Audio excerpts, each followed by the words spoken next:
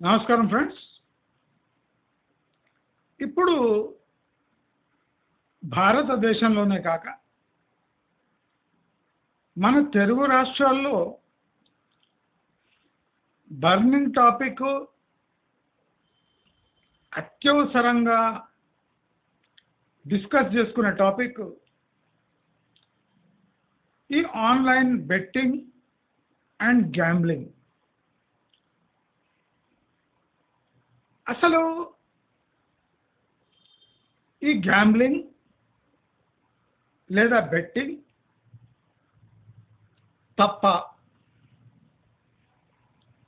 తప్పే అనుకుంటే దానికి తగిన పరిష్కారం ఏమి? అసలు పరిష్కారం ఉందా? బెట్టింగ్ అనేది ఒక ప్రైవేటు వ్యవహారమా లేదా సొసైటీకి సంబంధించిన ఒక చెడు చేసే ఒక తత్వమా లేదా ఒక ఇన్స్ట్రుమెంటా? మనము బెట్టింగ్ని తప్పు అంటే మందు తాగటం, సిగరెట్లు కాల్చటం, గుట్కాలు తినటం, గుర్రె పందాల్లో పాల్గొనటం, కోడి పందాల్లో పాల్గొనటం, క్యాసినోకి వెళ్ళి ఆడటం లేదా కార్డ్స్ ఆడటం, అంటే డబ్బులు పెట్టి కార్డ్స్ ఆడటం, లాటరీ టికెట్ కొనటం, ఇవన్నీ మరి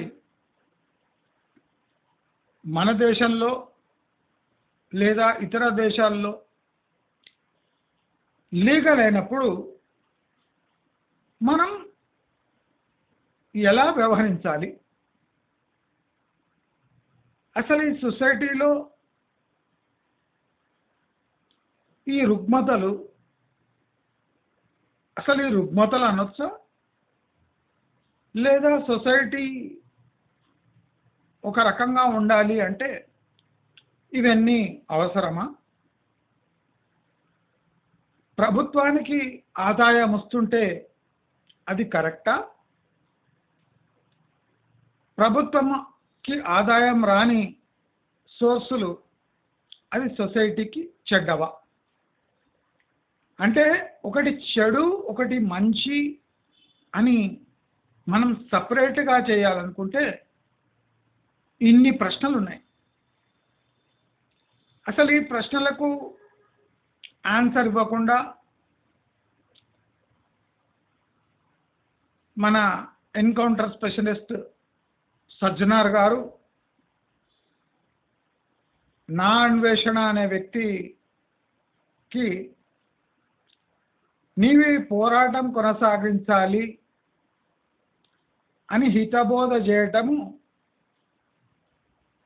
అంటే ఒక పిరికి చర్య అంట.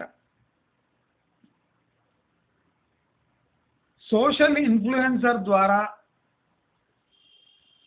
ఒక మహమ్మారిని నీ మాట ద్వారా తొలగించు, నీ పోరాటం చెయ్యి అనడము అంత ఈజీ, కానీ ఆయన చేయడము అంటే నా అన్వేషణ చేయడము అంత ఈజీ కాదు. మొన్న నా అన్వేషణ చెప్తూ సజ్జనార్ గారికి 10-20 మంది సెక్యూరిటీ ఉంటుంది, ఆయన ఏమన్నా చెప్పొచ్చు, నాకు రేపు ఏమన్నా అయితే నా పరిస్థితి ఏమి? అది కరెక్ట్. ఈ పనులు చేయవలసింది పోలీస్ డిపార్ట్మెంట్, నిఘా వ్యవస్థ. అది ప్రభుత్వం కోరితే మాత్రమే. మీరు పోలీస్ వ్యవస్థ గుట్కాని నివారించగలిగిందా? పోలీస్ వ్యవస్థ గంజాయిని నివారించగలిగిందా? పోలీస్ వ్యవస్థ డబ్బులు పెట్టి కార్డ్స్ ఆడే వ్యవస్థను నివారించగలిగిందా? పోలీస్ వ్యవస్థ చీప్ లిక్కర్ని కంట్రోల్ చేయగలిగిందా? అంటే నెగటివ్ ఆన్సర్స్ వస్తాయి.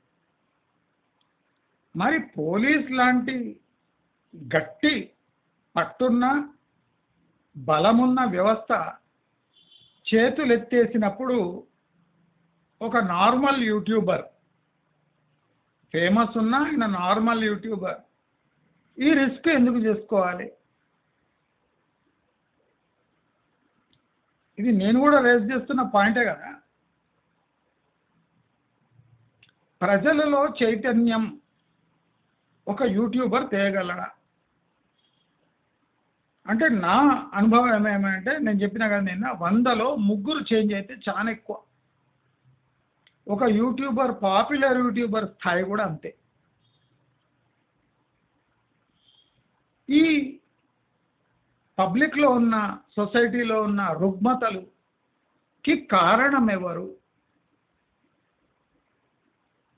జనాలు బెట్టింగ్ పై ఆసక్తి ఎందుకు చూపుతారు? మనం కొన్ని ఇంటర్నెట్లో, యూట్యూబ్లలో డిస్కషన్కే రాని కొన్ని సూక్ష్మ తత్వాలు మనం ఇవాళ ఓన్లీ మంచి మార్గం ఛానల్లోనే తెలుసుకుందాం. సజ్జనార్ గారు వేరే వాళ్ళని మోటివేట్ చేసేవారు.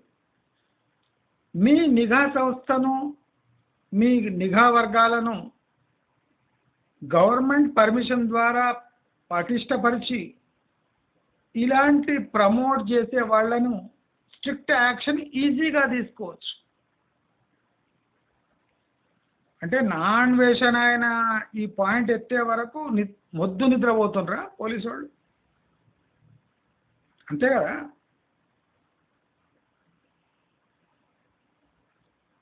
ఈ వ్యవహారం చక్కదిద్దాలి అంటే అది పోలీస్ వాళ్ళతోనే సాధ్యం. అది యూట్యూబర్లతోనే కాని పని.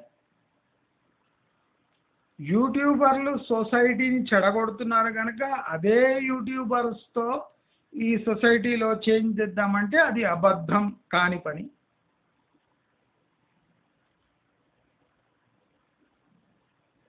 మన రియల్ ఎస్టేట్లో నెగటివ్ వార్త ఎంత ఫాస్ట్గా ప్రచారం అవుతుంది, పాజిటివ్ కాదు అని రియల్ ఎస్టేట్ వాళ్ళు ఒకటే బాధపడుతుంటారు. రియల్ ఎస్టేట్ ప్రకారం నిజాలు చెప్పడం అది అబద్ధం. అంటే ఇన్వెస్టర్స్కి నిజాలు తెలియకూడదు, అది అబద్ధం అనుకుంటారు వాళ్ళు. వాళ్ళు చెప్పే అబద్ధం ప్రతి ఇన్వెస్టర్కి, రియల్ ఎస్టేట్ ఇన్వెస్టర్కి చేరాలి. ఇది నిజం అనుకుంటారు. అంటే వాళ్ళు ఏమనుకుంటే అది నిజం, వాళ్ళు ఏమనుకుంటే అది అబద్ధం. సమాజానికి కీడు చేసేది కూడా వాళ్ళు చెప్తే అది నిజం, అది సమాజానికి మంచిది. సమాజం ఏది చెడు అని గ్రహిస్తుందో అది సమాజానికి చేరవేయకూడదు. ఇది మాఫియా తత్వం. సొసైటీలో ఎన్నో రుగ్మతలు ఉన్నాయి. అయితే మనం ఇవాళ ఈ బెట్టింగ్ మెంటాలిటీ ఎందుకు డెవలప్ అవుతుంది? దీనికి కారణం ఏంటి? అసలు ఈ బెట్టింగ్ సంస్కృతి భారత్ లాంటి యువకులు కలిగిన డెవలపింగ్ నేషన్కి అతి ప్రమాదకరం. అసలు ఈ బెట్టింగ్ తత్వం ఎందుకు డెవలప్ అవుతుంది? ఒకసారి గవర్నమెంట్ కూడా ఒక్కసారి ఆలోచించాలి. బెట్టింగ్ సంస్కృతి నిరుద్యోగం కారణంగా పెరుగుతుందా? అవును. బెట్టింగ్ సంస్కృతి చేతిలో స్మార్ట్ ఫోన్స్ ద్వారా బాగా ఎక్కువవుతుందా? అవును. బెట్టింగ్ సంస్కృతి పిల్లలకు, పేరెంట్స్కి మధ్య తేడా అంటే దూరం ఏర్పడడం ద్వారా స్వచ్ఛందంగా పిల్లలు ఏ నిఘా లేకుండా ఈ బెట్టింగ్ యాప్లలో పాల్గొంటుండ్రా? అవును. ఈ డిజిటల్ పేమెంట్ సర్వీస్ వల్ల పిల్లలు పేరెంట్స్ ఫోన్ తస్కరించి లేదా యూజ్ చేస్తామని తీసుకొని దాంట్లో నుంచి అకౌంట్లు ఖాళీ చేసి ఆడేసుకుంటున్నారా? అవును. పిల్లలకు సరి అయిన రీతిలో డబ్బు ఎలా సంపాదించాలో అనే అవకాశం లభించటలేదా? అవును. అసలు ఈ త్వరగా డబ్బు రావటం అనేది పిల్లవాడిలో ఎప్పుడు, ఎందుకు, ఎలా డెవలప్ అవుతుంది? ఎలా డెవలప్ అవుతుంది? ఇవి ఇంపార్టెంట్ క్వశ్చన్స్. నా అన్వేషణ బయట పెట్టిండు సజ్జనార్ ఎన్కౌంటర్ స్పెషలిస్ట్, ఇవన్నీ కాదు. అసలు సొసైటీలో ఈ రుగ్మత ఎందుకు డెవలప్ అవుతుంది? ఇప్పుడు షేర్ మార్కెట్ ఉంది.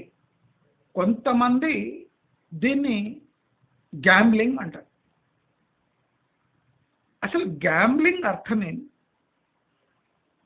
గ్యాంబ్లింగ్ అర్థం ఏమంటే ఏ సర్టానిటీ లేకుండా రిజల్ట్ని ఆశించడం ఇస్ గ్యాంబ్లింగ్. ఏ సర్టానిటీ లేకుండా. సర్టానిటీ అంటే వస్తుందనే, అది మనకు వస్తుందనే ఏమాత్రం భరోసా లేకుండా అది వచ్చేస్తుందేమో అని మనం చేసే ప్రయత్నాన్ని బెట్టింగ్ అంటారు. ప్రాక్టికలీ బెట్టింగ్లో మీ బ్రెయిన్ మీ డిసిషన్ని వ్యతిరేకిస్తుంది. ఇది బెట్టింగ్ యొక్క ముఖ్యతత్వం. సజ్జనార్ గారు వింటుంటే సజ్జనార్ గారికి వినిపియండి. అసలు బెట్టింగ్లో స్పెషాలిటీ ఏమంటే బెట్టింగ్ నువ్వు కాస్తుంటే నీ బ్రెయిన్ ఫస్ట్ నీ చర్యని వ్యతిరేకిస్తుంది. That is the beauty of your brain. బ్రెయిన్కి నీకు ఏది చెడో ఇమ్మీడియట్గా తెలిసిపోతుంది. కానీ నీవేం చేస్తావు? నీ బ్రెయిన్ని అంటే ఆపేసి దాన్ని రెసిస్ట్ చేసి ఆ గేమ్లో లేదా బెట్టింగ్లో ఎంటర్ అవుతావు. నీవేం సజెస్ట్ చేస్తావు బ్రెయిన్కి అంటే అనుకోకుండా ఇది మనకు లభిస్తే మన జాతకం చేంజ్ అవుతుంది. బ్రెయిన్ ఏమంటుంటుందంటే లేదు ఇది రాంగ్, నీవు డబ్బు సంపాదించుకోకున్నా పర్వాలేదు కానీ నీవు ఇలాంటి చర్యలు చేయకూడదు అని లోపల బ్రెయిన్ నీకు ఆటో సజెషన్ ఇస్తుంటుంది. కానీ నీవు వినిపించుకో, ఎందుకంటే నీ కాంక్ష నీ బ్రెయిన్ కన్నా ఎక్కువ బలంగా ఉంది కనుక. ఈ కాంక్ష ఎందుకు వచ్చింది? ఫాస్ట్గా మనీ రావాలి, ఎక్కడి నుంచైనా డబ్బులు రావాలి అంటే ఇది కూడా సోషల్ మీడియా పుణ్యమే. నీకు ఎంత ఇన్ఫర్మేషన్ విభిన్న రంగాల నుంచి సక్సెస్ఫుల్ పీపుల్ వస్తూ ఉంటుందో ఈ గ్యాంబ్లింగ్ తత్వం ఎక్కువ అవుతుంది. ఎలాగైనా డబ్బులు రావాలి,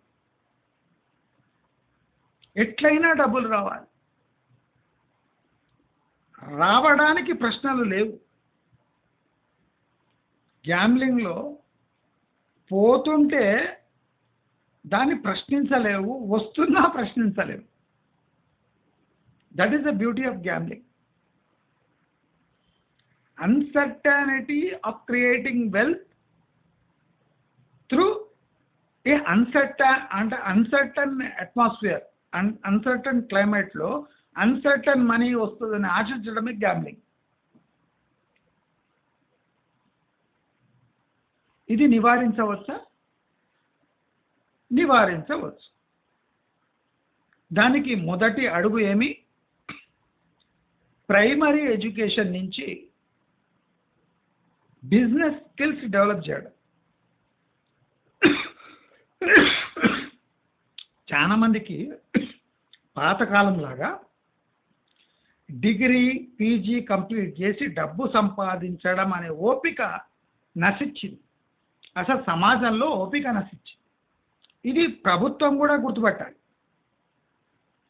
అప్పట్లాగా పీజీ వరకు మీరు స్కాలర్షిప్ ఇచ్చినా చదివేటోడు ఎవరు లేడు. చదివినా వాడిని బుర్ర ఏ 7th క్లాసో 6th క్లాస్లోనే ఉండిపోతుంది.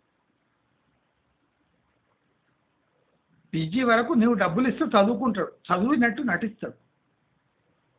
ఎందుకు నటిస్తాడంటే దానివల్ల ఏమన్నా ప్రయోజనం కలుగుతుందో లేదో, అది డబ్బు నాది కాదు కాబట్టి నేను ప్రభుత్వం ఇస్తే డబ్బులతో చదువుకుంటా. కష్టానికి డబ్బు, ఎంత కష్టపడతారో వాళ్లకు ఆ సరిసమానమైన డబ్బు ఎప్పుడు రాదో అప్పుడే ఆ సరిసమానమైన డబ్బు రానప్పుడు ఒక మనిషి గ్యాంబ్లింగ్ వైపు ఆకర్షింపబడతాడు.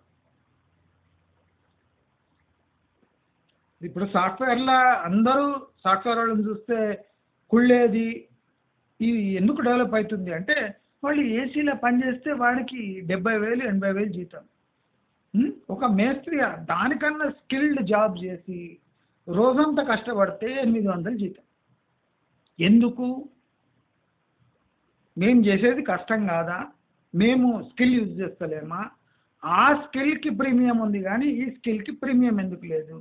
సరే లేదు, మరి ఆ ఫైనాన్షియల్ టార్గెట్ అచీవ్ చేయాలంటే ఏం చేయాలి అంటే మోస్ట్ ప్రాబబ్లీ గ్యాంబ్లింగ్కి పాల్పడితే అనుకోకుండా డబ్బు వచ్చే ఇన్స్ట్రుమెంట్లో ఇన్వెస్ట్ చేస్తే బహుశా డబ్బు వస్తే నా స్థాయి ఆయనకి ఈక్వల్గా పెరగవచ్చు.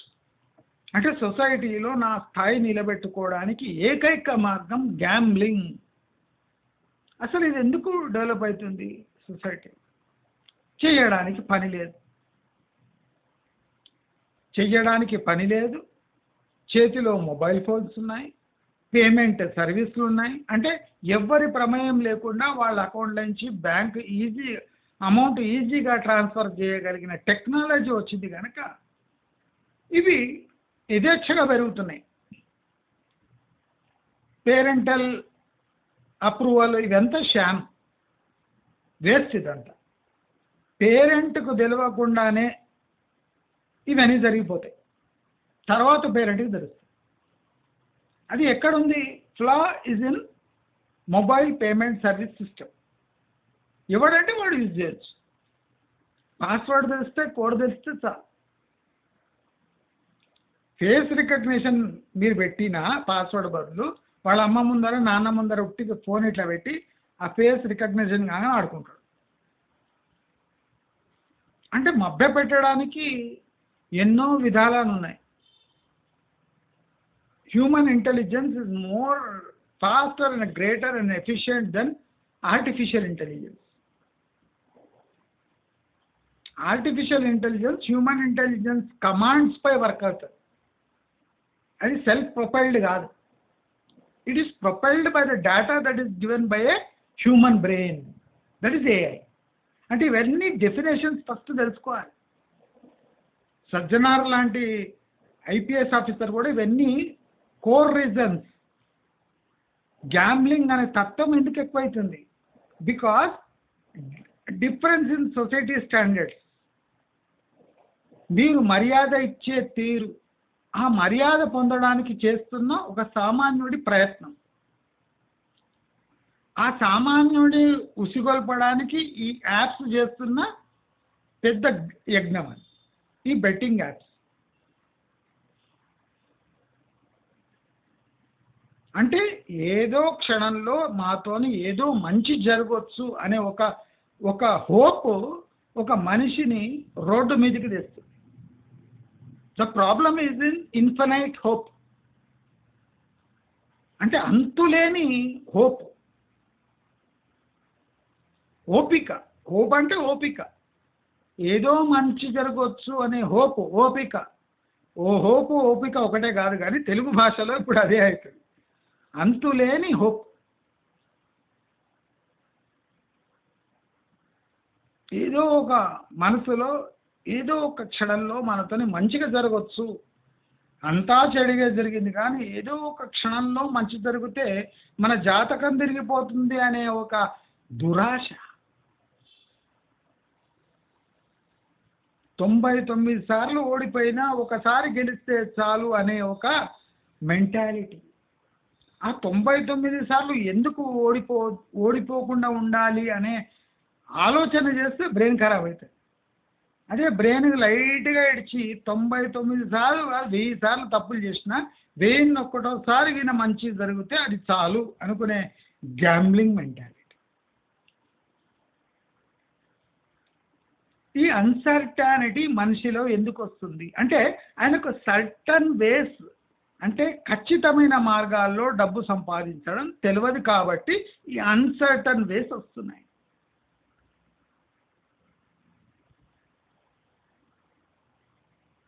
ఇది నివారించవచ్చు, యాప్స్ని బ్యాన్ చేయవచ్చు. కానీ ప్రజల్లో మీరు మద్యము, సిగరెటు, గుట్కాలు, రేసింగు, లాటరీ టికెట్లు ఇవన్నీ ఆప్షన్స్ పెట్టినప్పుడు, మొన్న చికోటి ప్రవీణ్ చెప్పినట్టు నేపాల్లో అది ఓకే, గోవాలో గ్యాంబ్లింగ్ ఓకే, కనుక మేము నేపాల్కి పోయి ఆడుకుంటున్నాం అంటే వీడు ఆడతాడు ఖచ్చితంగా, నేపాల్కి పోయి ఆడుకుంటాడు. వీడు మెంటలీ చేంజ్ కాడు, ప్లేస్ చేంజ్ చేస్తాడు.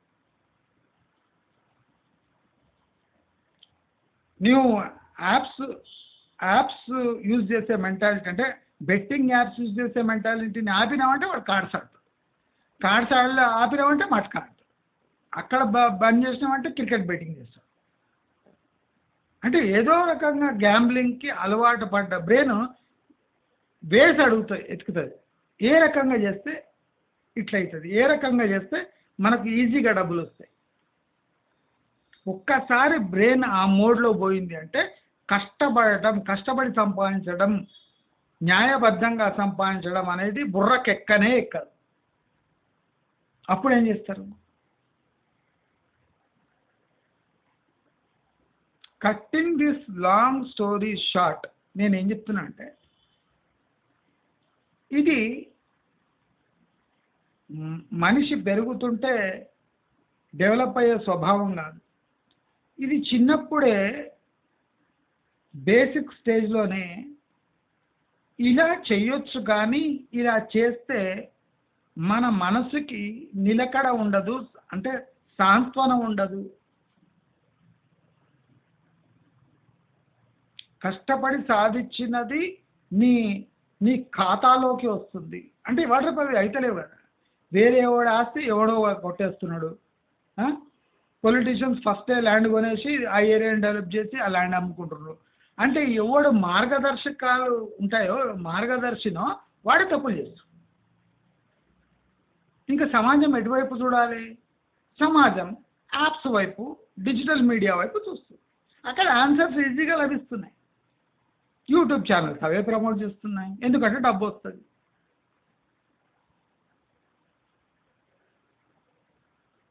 న్యాయబద్ధంగా యూట్యూబ్లలో ఛానల్ కూడా ప్రమోట్ అవుతలేవు, పైసలు కడితే యూట్యూబ్ ప్రమోట్ చేస్తుంది. కష్టపడి మంచి మెటీరియల్ వేసి డెవలప్ చేద్దామంటే 1000-2000 వ్యూస్ వస్తాయి, డబ్బులు కడితే ఈజీగా వ్యూస్ వస్తాయి. గ్యాంబ్లింగ్ మెంటాలిటీ ఇక్కడనే డెవలప్ అవుతుంది. గ్యాంబ్లింగ్ అనేది ఒక ఆశతో, ఒక ఈజీ మెథడ్స్గా స్కూల్లో కాపీ కొట్టడం మొదలై అది ఒక గ్యాంబ్లింగ్ అనే మహమ్మారి దిక్కు మనల్ని పుష్ చేస్తుంది. మనం చిన్నప్పటి నుంచే కాపీ కొట్టడం ఒక స్టేజ్, తర్వాత కొన్ని అలా చేయడం ఒక స్టేజ్, ఈజీగా మెథడ్గా సంపాదించేది ఒక స్టేజ్, అడగోలు ఇన్సూరెన్స్ చేపించేది ఇంకో స్టేజ్. అంటే న్యాయబద్ధం కానిది అనే సొసైటీలు ఉండి అది ఎక్కువ డబ్బులు ఇస్తుంటే అది గ్యాంబ్లింగ్ వైపు ఒక మనిషిని ప్రేరేపిస్తుంది అనే సూక్ష్మ తత్వము ఎప్పుడు మన సమాజంలో చిన్నప్పటి నుంచే దాన్ని నూరిపోసి చేతులు కట్టుకొని మనం వెయిట్ చేయడం తప్ప ఈ డిజిటల్ యుగంలో మనం చేయగలిగింది ఏమీ లేదు. Teach good things to people and leave them అంటే వాళ్ళ కిస్మత్కి, వాళ్ళ అదృష్టానికి విడిచిపెట్టేస్తారు. అంతకన్నా మనము సమాజము చేయగలిగింది ఏమీ లేవు అని ఖచ్చితంగా చెప్తూ నమస్కారం.